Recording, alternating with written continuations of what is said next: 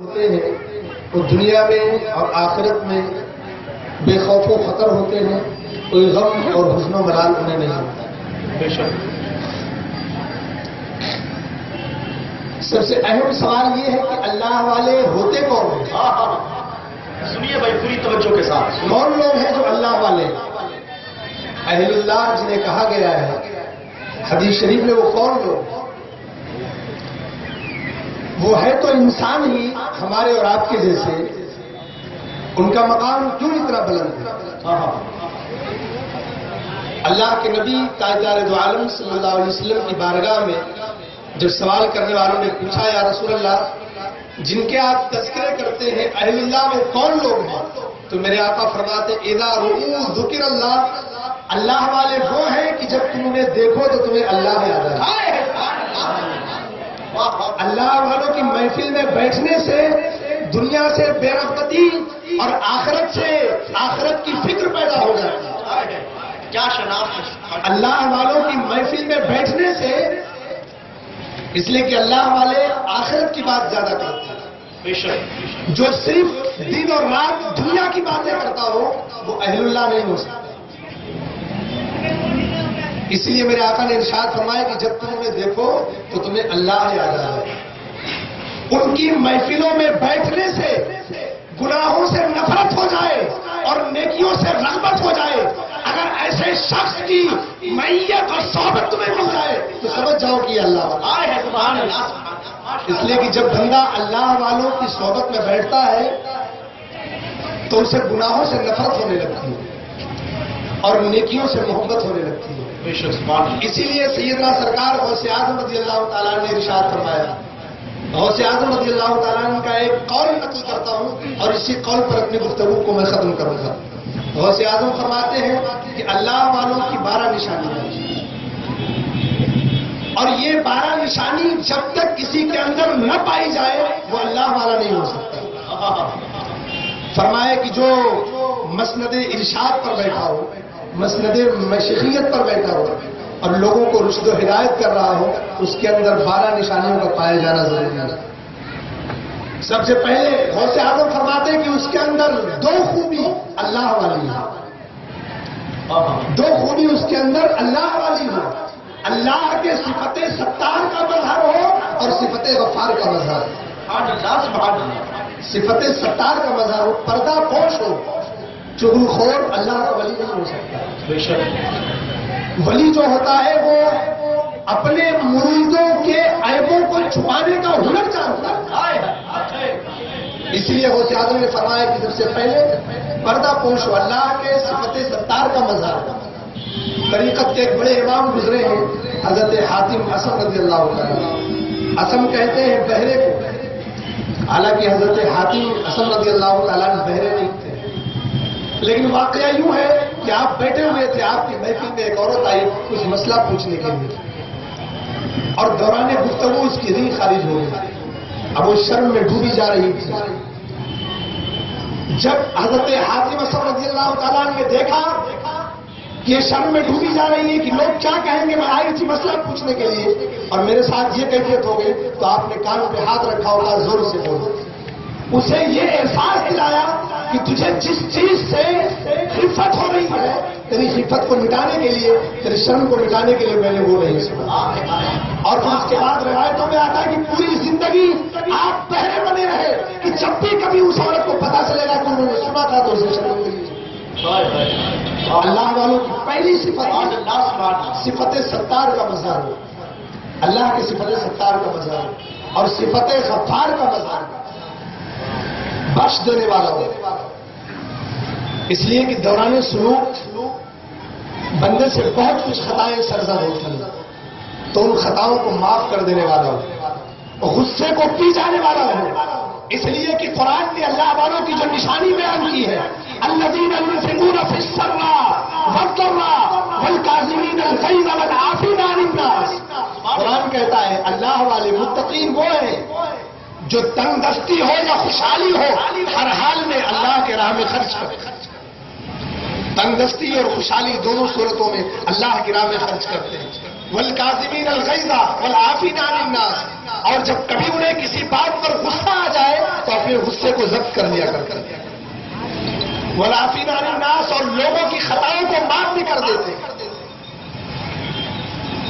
بات بات پر غصہ کرنے والا، بات بات پر لوگوں کو برا بھلا کہنے والا، بات بات پر لوگوں کو گالیاں دینے والا، اپنے اخلاق اور کردار کے کیفیت اور اندازے سے جس سے لوگ نفرت پیدا کریں، وہ کیفیت اگر کسی کے اندر پیدا ہو تو وہ اللہ کا ولی ہو نہیں سکتا ہے۔ اللہ کا ولی لوگوں کو قریب کرتا ہے اور غصے کو پی جانے والا ہوتا ہے۔ اسماعیل حقی علیہ رحمۃ الرضوان نے اسی آیت کریمہ کے تحت ایک واقعہ نقل کیا ہے۔ تفسیر روح البیان میں وہ تحریر فرماتے ہیں کہ حضرت سیدنا امام حسن رضی اللہ تعالیٰ اپنے گھر پہ میزبانی میں لگے ہوئے تھے، لوگوں کو کھانا کھلا رہے تھے، دسترخوان چن لیا گیا ہے طرح طرح کی نعمتوں سے، اور آپ کا ایک خادم اور آپ دونوں لوگ لوگوں کو کھانا کھلانے میں مصروف ہیں۔ خادم اپنے ہاتھ سے سالن کا پیالہ لے کر کے آیا اور بے توجہی میں وہ سالن کا پیالہ امام حسن رضی اللہ تعالیٰ عنہ کے اوپر گر گیا۔ آپ نے غصے سے اس کی طرف دیکھا تو اس نے قرآن کی آیت تلاوت کر دی، وَالْقَادِمِينَ الْغَيْظَ وَالْعَافِينَ عَنِ النَّاسِ، کہ اللہ والے جو ہے غصے کو پی جایا کرتے ہیں اور لوگوں کو معاف کر دیتے ہیں۔ جب اس نے قرآن کی آیت تلاوت کی تو امام اعظم فرماتے جا، میں نے اپنے غصے کو برداشت بھی کر لیا، ضبط بھی کر لیا، اور اللہ کے لیے تجھے معاف بھی کر دیا۔ نعرے تکبیر، نعرے رسالت، عظمت اولیاء کرام، جلسہ دستار بندی، حضرت علامہ خورشید صاحب حشمتی، وہ غلام جب آپ نے فرمایا کہ جا میں نے غصے کو بھی ضبط کیا اور تجھے معاف بھی کیا، تو اس نے قرآن کی آگے کی آیت پڑھی، واللہ یحب المحسنین، اللہ احسان کرنے والوں کو پسند کرتا ہے۔ تو امام حسن فرماتے جا، آج تک تو میری غلامی میں تھا، میں نے اپنی غلامی سے تجھے آزاد کر دیا۔ سبحان اللہ، سبحان اللہ۔ تو اللہ والا غوث اعظم فرماتے ہیں کہ صفت ستار کا مظہر ہو، اللہ کے صفت ستار کا دو خوبیاں اللہ والی ہو، اور صفت غفار کا مظہر معاف کرنے والا۔ آگے فرمایا کہ دو خوبیاں نبی رحمت صلی اللہ علیہ وسلم والی ہیں، سبحان اللہ، اس کے اندر دو خوبیاں نبی رحمت صلی اللہ علیہ وسلم والی ہوں، شفیق ہو اور رفیق ہو، شفقت کرنے والا ہو، اور اس قدر شفقت کی اس روئے زمین پر میرے آقا سے بڑھ کر کے کسی نے اس امت کے لیے کبھی شفقت نہیں کی۔ بے شک وہ شفیق ہے، اور شفقت کا عالم یہ ہے کہ آپ شفقت کرتے جاتے ہیں اور لوگ آپ کے دامن میں پناہ لیتے چلے جاتے ہیں۔ جو تنگ مزاج ہوگا، سخت ترش روح ہوگا، لوگ اس کے قریب آنے سے گھبراتے ہیں۔ اسی لیے قرآن نے کہا ایک مقام پر، اللہ رب العزت کا ارشاد ہوتا ہے، وَلَوْ كُنْتَ فَظًّا غَلِيظَ الْقَلْبِ لَانفَضُّوا مِنْ حَوْلِكَ، اے محبوب اگر آپ دیوریاں چڑھانے والے ہوتے، سخت مزاج ہوتے، غصے والے ہوتے، تو 23 سالہ جو یہ تبلیغی دور رہا ہے، اس تبلیغی 23 سالہ دور میں 1.25 لاکھ کی صحابہ کی جماعت تیار نہ ہوئی۔ کتنے انبیاء کرام آئے، حضرت ہود علیہ السلام آئے، حضرت لوط علیہ السلام آئے، حضرت نوح علیہ السلام آئے، مشکل سے گنتی کے چند لوگ ان کی تبلیغ پر ایمان لائے۔ حضرت نوح علیہ السلام نے تو 950 سال تک اپنی قوم کو راہ ہدایت پر لاتے رہے، لیکن جب طوفان نوح آیا ہے تو اس کشتی میں سوار ہونے والے گنتی کے چند جوڑے تھے، لیکن میرے آقا نے جب تبلیغ کا سلسلہ دراز کیا تو 23 سال کے مختصر عرصے میں 1.25 لاکھ صحابہ کی جماعت شامل ہو گئی تھی۔ قرآن کہتا ہے وَلَوْ كُنْتَ فَظًّا غَلِيظَ الْقَلْبِ، اے محبوب اگر آپ سخت مزاج ہوتے تو یہ 1.25 لاکھ جو صحابہ کی جماعت ہے وہ اتنی جماعت نہ بن پاتی۔ سبحان اللہ، تو فرمایا کہ شفقت کرنے والا ہو، پیر کے لیے، اپنے مرید کے لیے پیر کے دل میں شفقت کا جذبہ، اور اگر پیر اپنے مرید سے شفقت نہیں کرتا تو پیر نہیں ہے۔ اور اس قدر شفقت کہ میرے آقا فرماتے ہیں کہ میرے امتی تیرے پیروں میں اگر کوئی کانٹا چبھتا ہے تو اس کی تکلیف مجھے ہوتی ہے۔ اللہ، سبحان اللہ، اس قدر اپنی امت سے محبت، اتنی محبت۔ ایک عورت ہے مدینے میں، اس کی کوئی بات سنتا نہیں، نبی کریم صلی اللہ علیہ وسلم کی بارگاہ میں آتی ہے، اور آنے کے بعد اس نے اشارے سے بلایا دروازے پر، میرے آقا دروازے پر تشریف لے گئے۔ اس نے کہا مجھے آپ سے کچھ گفتگو کرنی ہے۔ میرے آقا نے فرمایا کہو. اس نے کہا یہاں نہیں، وہاں کھلے میدان میں چلے، وہاں کچھ پوچھنا ہے. میرے آقا تشریف لے گئے. دوپہر کا وقت، چلچلاتی دھوپ، گرمی کی تپش. حضرت سیدنا عمر ابن خطاب فرماتے ہیں کہ وہ عورت نبی کریم صلی اللہ علیہ وسلم گئے اور وہ کھڑے ہو کر کے بے تکی باتیں گھنٹوں کرتی رہی. آپ کا نازک بدن اور ایک ایک وقت قیمتی، ایک ایک لمحہ قیمتی، اور بے مقصد اس کی زندگی اور با مقصد میرے آقا کی زندگی. فرماتے ہیں کہ مجھے غصہ تو بہت آ رہا تھا لیکن میں کچھ کہہ نہیں پا رہا تھا. جب وہ چلی گئی تھک ہار کر کے، میرے آقا نے اس کی باتیں سنی. سیدنا عمر بن خطاب فرماتے ہیں یا رسول اللہ یہ عورت پاگل ہے، مدینے میں کوئی اس کی بات سنتا نہیں ہے. میرے آقا فرماتے ہیں عمر کوئی اس کی نہیں سنتا ہے، اگر میں بھی اس کی نہ سنوں تو کون اس کی سننے والا.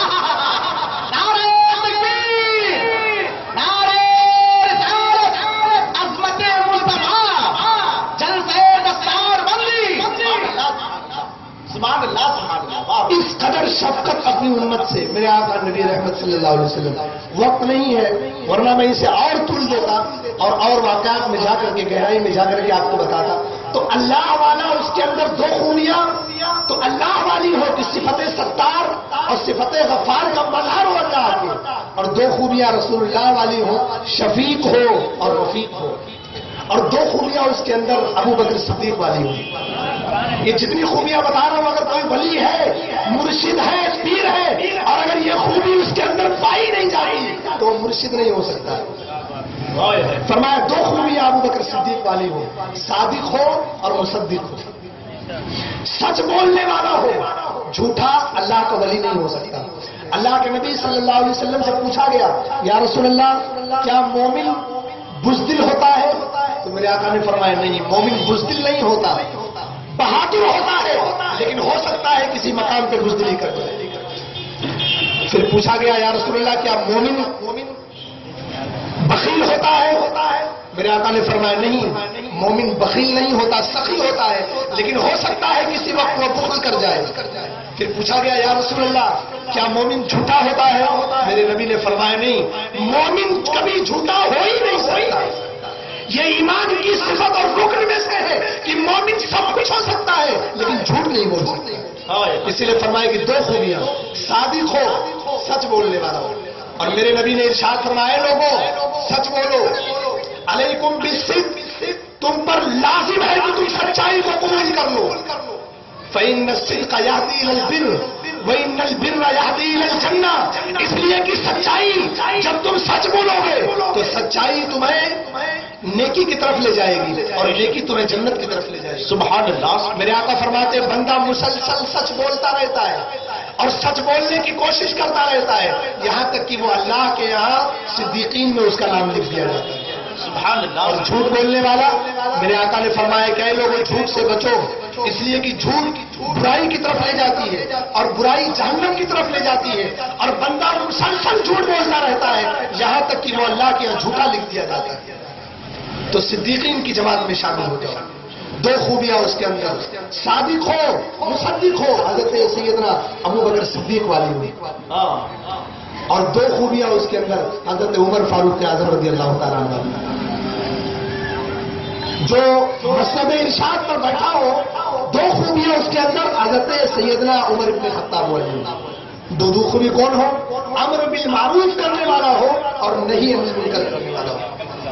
لوگوں کو بھلائی کا حکم دیتا ہو اور برائی سے روکتا ہوا نظر آتا ہو. اور بھلائی کا حکم دینے والے قرآن نے ان کی تعریف کی ہے. قرآن کہتا کنتم خیر امۃ اخرجت للناس تأمرون بالمعروف وتنہون عن المنکر. قرآن کہتا تم بھلائی کا حکم دیتے ہو، برائی سے روکتے ہو، اس لیے تم بہترین امت ہو. تم بہترین امت کیوں؟ اسی لیے کہ تم بھلائی کا حکم دینے والے ہو اور برائی سے روکنے والے ہو. اور قرآن کہتا والمؤمنون والمؤمنات بعضهم اولیاء بعض. مومن مرد مومنہ عورتیں ایک دوسرے کے مددگار ہیں. اور ان کی تعریف قرآن نے کی یامرون بالمعروف وینہون عن المنکر. اس لیے کہ مومن کی یہ صفت ہے کہ وہ بھلائی کا حکم دیتا ہے اور برائی سے روکتا ہے. بے شک بے شک زندہ باد. اور منافق جو ہوتا ہے منافقون والمنافقات یامرون بالمنکر وینہون عن المعروف. جو منافق ہے وہ برائیوں کی طرف لے کر کے جاتا ہے اور بھلائی سے روکتا ہے. جو برائی کا راستہ دکھائے اور بھلائی سے روکے وہ مومن نہیں ہو سکتا ہے، وہ منافق ہے.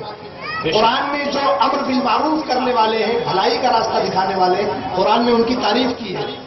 اور جو لوگ امر بالمعروف سے اپنے آپ کو روکے ہوئے ہیں، قرآن نے ان کی مذمت کی ہے. قرآن کہتا ہے کانوا لا یتناہون عن منکر فعلوہ لبئس ما کانوا یفعلون. یہ امر بالمعروف نہیں کرتے، لوگوں کو برائی کی طرف لے جاتے ہیں، بھلائی کی دعوت نہیں دیتے.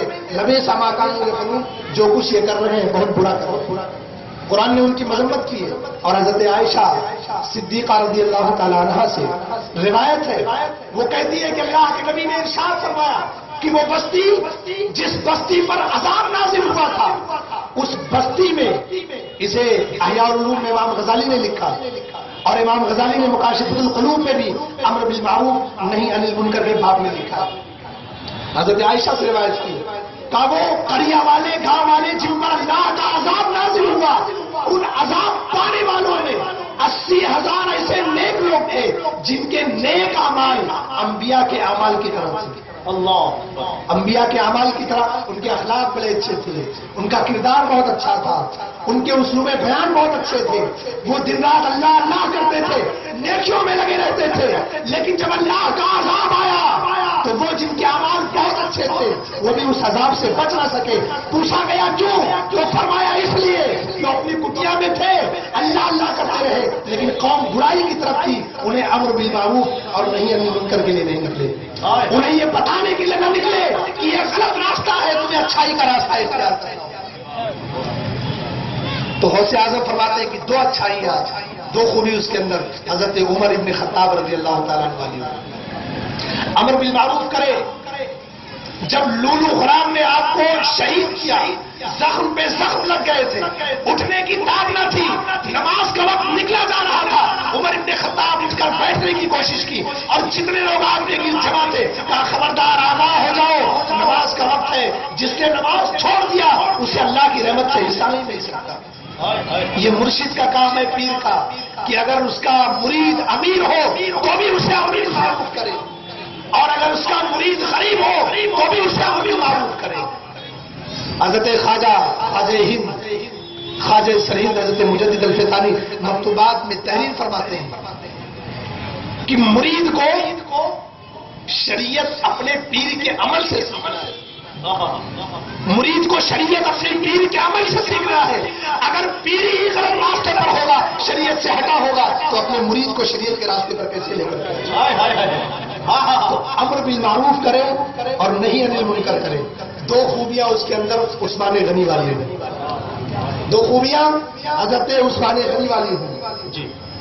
حضرت عثمان غنی رضی اللہ تعالیٰ. وہ دو خوبی کون ہے؟ رات کو عبادت کرے اور دن میں سخاوت کرے. رات کو عبادت کرنے والا ہو، والذین یبیتون لربہم سجدا وقیاما.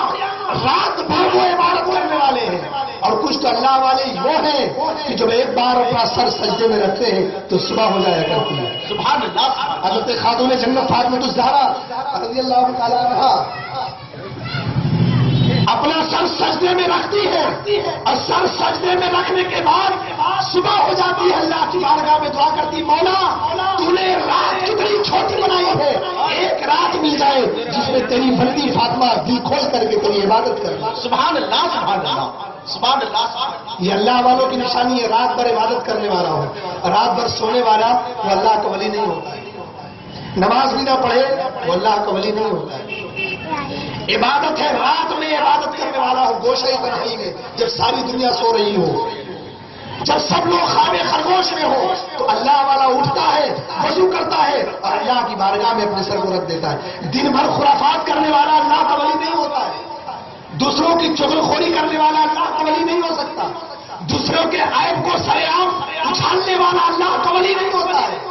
اللہ کے ولی کی صفت جو بیان کی، اور وہ بھی پیروں کے پیر غوث اعظم فرماتے ہیں کہ دو صفتیں اس کے اندر 12 نشانیوں میں حضرت سیدنا عثمان غنی والی ہے. اور عثمان غنی کی جس انداز کو حضرت سیدنا تمام صحابہ نے اور میرے آقا نے جو پسند فرمایا، وہ کون تھے عثمان غنی؟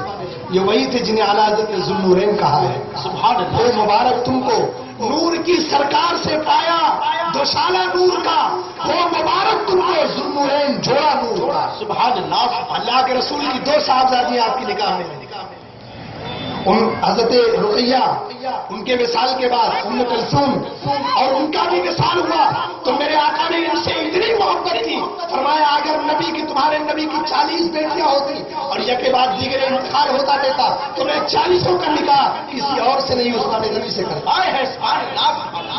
یہ اس شخصیت کے مالک ہے حضرت عثمان غنی، وہ راتوں کو عبادت کرنے والا ہو اور دن میں سخاوت کرنے والا ہو، اور جب سخاوت پر آمادہ ہوئے حضرت عثمان غنی تو جب اللہ کے رسول نے اعلان کیا کون ہے جو اس جنگ کے لیے ساز و سامان اکٹھا کرے، تو کوئی نہیں کھڑا ہوا، حضرت عثمان غنی کھڑے ہوئے۔ 1000 اونٹ با ساز و سامان داران و پالان، پھر میرے نبی نے جب لوگوں کو ابھارا جہاد کے لیے تو کوئی نہ کھڑا ہوا، عثمان غنی کھڑے ہوئے، پھر اپنے اللہ کی راہ میں قربان کر دیا، پھر میرے آقا نے ابھارا، پھر عثمان غنی کھڑے ہوئے۔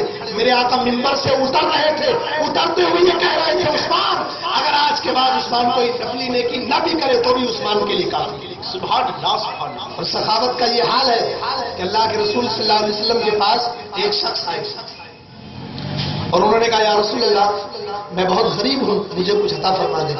میرے آقا نے فرمایا جاؤ عثمان کے پاس چلے جاؤ اور ان سے کہہ دو کہ محمد نے بھیجا ہے۔ سبحان اللہ سبحان اللہ۔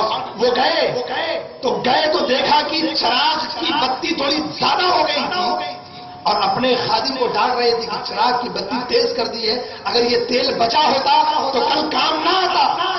باہر دروازے پر کان لگا کر سنا اور کہا جو خادم کو چراغ کی بتی زیادہ کرنے پر ڈانٹ رہا ہو وہ مجھے کیا دے گا۔ واپس چلے آئے۔ میرے آقا نے فرمایا کیا نہیں گئے؟ کہا نہیں گئے۔ گیا تھا یا رسول اللہ ایسا واقعہ ہو، کہا پھر جاؤ عثمان کے پاس۔ دوسرے دن گئے تو دال میں نمک زیادہ ہو گیا تھا، اپنے خادم کو ڈانٹ رہے تھے کہ دال میں نمک تو نے زیادہ ڈال دی ہے، اگر اسے بچا لیا ہوتا تو کل کام نہ آتا۔ انہوں نے سوچا کہ جو دال میں تھوڑی سی نمک زیادہ ہو جائے اس کے لیے اپنے خادم کو ڈانٹ رہا ہو وہ مجھے کیا دے گا۔ پھر لوٹ کر کے میرے نبی کی بارگاہ میں آئے، تیسرے دن پھر میرے نبی نے بھیجا۔ جب گئے عثمان غنی نے پوچھا کیوں آئے ہو؟ کہا محمد نے بھیجا ہے، آپ کے نبی نے بھیجا ہے۔ کہا کس لیے بھیجا ہے؟ کہا کچھ حاجت لے کر کے گیا تھا، انہوں نے آپ کے پاس بھیجا ہے۔ خزانے کی چابی اس کے پاس حوالے کر دی اور کہا لے جاؤ، میں بھی رسول اللہ کا ہوں، میرا مال بھی رسول اللہ۔ نعرہ تکبیر، نعرہ رسالت، نعرہ رسالت، جلسہ دستار بندی، سخاوت عثمان غنی۔ رات میں عبادت کرنے والا ہو اور دن میں سخاوت کرنے والا ہو۔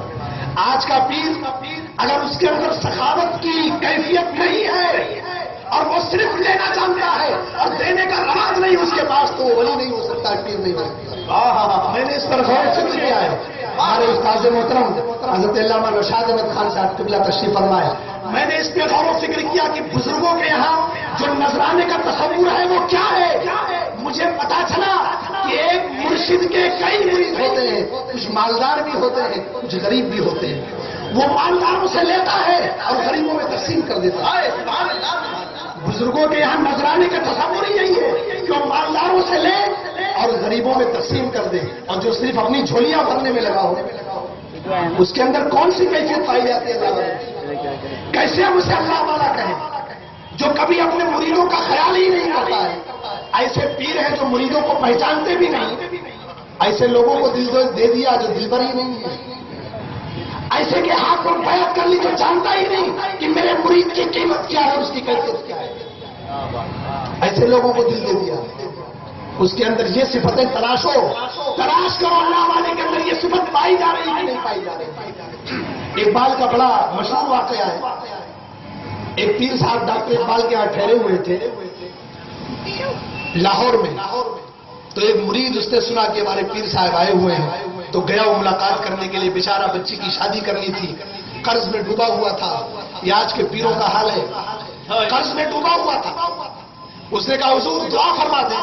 اب کوئی دعا کے لیے آتا ہے تو ڈائریکٹ تو نہیں کہتا پیر سے کہ میں تنگ دستی کا شکار ہوں، پیر کو سمجھنا چاہیے کہ دعا کے لیے آیا ہے تو دعا کے ساتھ ساتھ اس کی دوا بھی کر دی جائے۔ حضرت ابو ہریرہ کہتے ہیں کہ جب مجھے بھوک لگی تو مسجد نبوی کے داخلی دروازے پر جا کر کے بیٹھ گیا اور جو بھی آتا تھا میں اس سے سلام کرتا تھا۔ سبحان اللہ. وہ کہتے ہیں ابو بکر گزرے، میں نے سلام کیا، انہوں نے جواب دیا، میں نے کہا ایک مسئلہ پوچھنا ہے. انہوں نے کہا پوچھو. پوچھے اور آگے گزر گئے. کہا عمر آئے، مسئلہ پوچھنا ہے، کہا پوچھو، گزر گئے.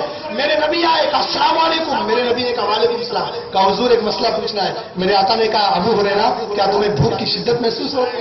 سبحان اللہ. جو پیر اپنے مرید کی دلی کیفیت کو نہ سمجھ سکے وہ پیر کیسا ہے؟ کیا پیر جا کر کے کہے کہ میں بھوکری کا شکار ہوں تب مرید جا کر کے کہے تب پیر سمجھے گا؟ ڈاکٹر اقبال نے کہا کہ میں بیٹھا ہوا تھا مجلس میں، وہ مرید آیا اور آنے کے بعد کہا حضور میری بچی کی شادی ہے، بہت قرض ہو گیا ہوں. کہا کتنا قرض ہو گیا ہے؟ کہا 100 روپیہ قرض ہو گیا ہوں. اس زمانے میں 100 روپے کی اہمیت ہوا کرتی تھی. پیر نے اپنے ہاتھوں کو اٹھایا اور دعا کی. وہ چلنے لگا تو 10 روپیہ اس نے پیر کو نذرانہ پیش کیا. وہ ڈاکٹر اقبال بیٹھ کر مسکرا رہے تھے، لیکن کچھ پیر بہت چالو ہوا کرتے ہیں. پیر نے بھاگ لیا کہ مسکرا کیوں رہا ہے. پیر نے پوچھا اقبال سے، اقبال تم مسکرا کیوں رہے ہو؟ کہا آپ کی دعا کی قبولیت پر مسکرا رہا ہوں. ارے وہ آپ کو مرید آیا تھا تو 100 روپے کا قرض دار تھا، لوٹ کے گیا ہے تو 110 روپے کا قرض دار. وہ پیر کیسا پیر ہے جو اپنے مرید کے دل کی کیفیت کو بھی نہیں جانتا. اس کے اندر یہ خوبیاں تلاش کرو. راتوں میں اٹھ کر کے عبادت کرنے والا ہوں، قیام کرنے والا ہوں، اور دن میں سخاوت کرنے والا ہوں. اور سخاوت کا تعلق صرف مال سے نہیں ہے. علماء بیٹھے ہوئے، سخاوت کا تعلق صرف مال سے نہیں ہے، سخاوت کا تعلق دل سے بھی ہے. بے شک دل کا اچھا ہو، کردار کا اچھا ہو، اخلاق کا اچھا ہو. کمینہ اور جھوٹا اور بے عیب، کمینہ اور جھوٹا اور کھوٹے اخلاق والا کبھی اللہ کا ولی نہیں ہوتا ہے. بے شک رذیل خلق رکھنے والا بدخلق شخص کبھی اللہ کا ولی نہیں ہو سکتا. میرے آقا کے خلق عظیم کا تو یہ عالم ہے کہ غیر مسلم آیا میرے نبی کی بارگاہ میں، اس نے کہا میں بھوکا ہوں. میرے آقا نے اسے دودھ کا پیالہ پیش کیا. کہا رات بھر آپ کے پاس رکنا چاہتا ہوں. تلوار لے کر کے آیا تھا کہ معاذ اللہ محمد کا خاتمہ کر دوں گا. اور رات بھر اس نے اتنا دودھ پی لیا، اتنا دودھ پی لیا کہ رات کو بستر ہی پر میرے آقا نے اسے بستر عطا کیا. وہ بستر ہی پر غلاظت کر دیا اور صبح جلدی جلدی اٹھ کر کے شرمندگی میں بھاگ گیا. لیکن کچھ دور جانے کے بعد اسے خیال آیا کہ تلوار تو میں گھر میں ہی چھوڑ آیا ہوں. جب لوٹ کر کے آیا ہے تو میرے آقا اس کی جو اس نے بستر پر گندگی کر دی تھی، اللہ کے رسول نے اس کی گندگی کو صاف کر دیا. یہ خلق تھا. جب وہ آیا دور سے دیکھا کہ مالک کونین میری گندگی کے کیے ہوئے گندگی کو صاف کر رہے ہیں، اس نے کہا تلوار بعد لے لوں گا. دوڑ کر کے قدموں میں گر گیا. کہا آقا آیا تھا آپ کو قتل کرنے کے لیے، لیکن میں زندگی بھر کے لیے توبہ کرتا ہوں. ہاتھ بڑھائی اور مجھے کلمہ پڑھا کر کے دائرہ اسلام میں داخل کرا. سبحان اللہ. یہ خلق تھا، یہ نبی کا اخلاق تھا، اخلاق کریمہ. اگر ولی کے اندر اور پیر کے اندر یہ خلق کا جذبہ نہیں پایا جاتا ہے، کھوٹے دل والا بدخلق شخص اللہ کا ولی نہیں ہو سکتا ہے، اللہ نہیں ہو سکتا ہے. بات آگے بڑھ رہی ہے، میں اپنی بات کو آگے بڑھا رہا ہوں، وقت بھی نہیں ہے ورنہ اور پھیلاتا اسے. آخری بات، 2 خصلتیں اس کے اندر، 2 عادتیں حضرت علی کرم اللہ وجہ کریم کی ہو. عالم ہو اور بہادر ہو، علم والا ہو. جنید بغدادی نے فرمایا من تزاہد بغیر علم فقط مات بالکفر. جو بغیر علم کے زہد کرے گا وہ مشکوک ہے، شک ہے اس بات پر کہ اس کا خاتمہ ایمان پر نہ ہو. بغیر علم کا علم والا ہو. اللہ والا جاہل نہیں ہوتا، اللہ والا علم والا ہو اور اپنے علم کے ذریعے سے اچھائی اور برائی کو پرکھنے جانتا ہو. علم والا ہو. 2 صفتیں اس کے اندر مولا علی والی ہو. علم والا ہو، عالم ہو اور بہادر ہو. بہادری یہ نہیں ہے کہ تلوار لے کر کے نکل پڑے سب سے بڑا بہادر ہے. بہادر یہ ہے کہ جب لوگ برائیوں کی طرف مائل ہوں تو ڈٹ کر کے سامنے کھڑے ہو کر کے کہہ دے کہ یہ برا ہے اور یہ غلط ہے اور یہ صحیح ہے. یہ سب سے بڑی بہادری ہے. بے شک. اسی لیے علم تصوف میں نے پڑھا کہ سیدنا سرکار امام حسین رضی اللہ تعالیٰ میدان کربلا میں سب سے بڑے بہادر تھے. کسی نے پوچھا سب سے بڑے بہادر تھے، وہ تو شہید ہو گئے تھے. کہا بہادری یہ نہیں ہے کہ تلوار لے کر کے نکل پڑے. کہا بہادری یہ ہے کہ ایک طرف 22,000 کا لشکر جرار ہے، ایک طرف 72 لوگ ہیں، لیکن اس کے باوجود اپنی موت کو سامنے دیکھ کر بھی امام حسین حق کہہ رہے ہیں. حق بولنے والا ہو. ولی کے اندر اگر یہ کیفیت پیدا نہیں ہوتی کہ وہ حق بول سکے، اگر وہ اپنے مریدوں کو حق کی دعوت نہیں دے سکتا ہے، تب تو مرید پیر ہو گیا اور پیر مرید ہو گیا. اس لیے پیر کے لیے ضروری ہے کہ اپنے مریدوں کو حق کی دعوت دے, سچ کہہ دے, اس کو جیسا بھی لگے سچائی کی دعوت دے اسے. اگر وہ غلط کر رہا ہو, مالدار مرید ہے تو مالدار مریدوں سے اور طرح کا برتاؤ ہے, غریب مرید ہے تو اس سے اور سوتیلا برتاؤ ہے, دوسرے طرح کا برتاؤ. یہ اللہ والے کی نشانی نہیں ہے. وہ تو مال اور دولت کے لیے اور کسی کو مرید کرتے نہیں. ان کے مرید کرنے کا مقصد ہی یہی ہوتا ہے کہ دنیا میں جیے تو شریعت کا دامن تھام کر کے رہے, اور جب آخرت میں اٹھے تو مومنین کی جماعت میں اس کا شمار کیا جائے.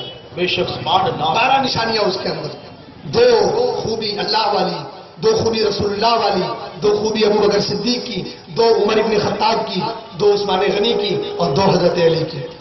جب ان خوبیوں کا جامع ہو جاتا ہے تو اللہ کے نبی فرماتے ہیں قیامت کے دن اہل اللہ جو ہوں گے وہ اس طرح آئیں گے کہ ان کے چہرے چودھویں کے چاند کی طرح چمک رہے ہوں گے. سبحان اللہ سبحان اللہ. اب یہ تو دنیا کا معاملہ ختم ہوا, اب دنیا میں کس طرح سے زندگی گزاری ہے آخرت میں دیکھیں. وہ کہہ رہے ہیں کہ اس طرح آئیں گے کہ ان کے چہرے چمک رہے ہوں گے. ارے قیامت کا دن وہ ہوگا کہ سب کو اپنی اپنی پڑی ہوگی.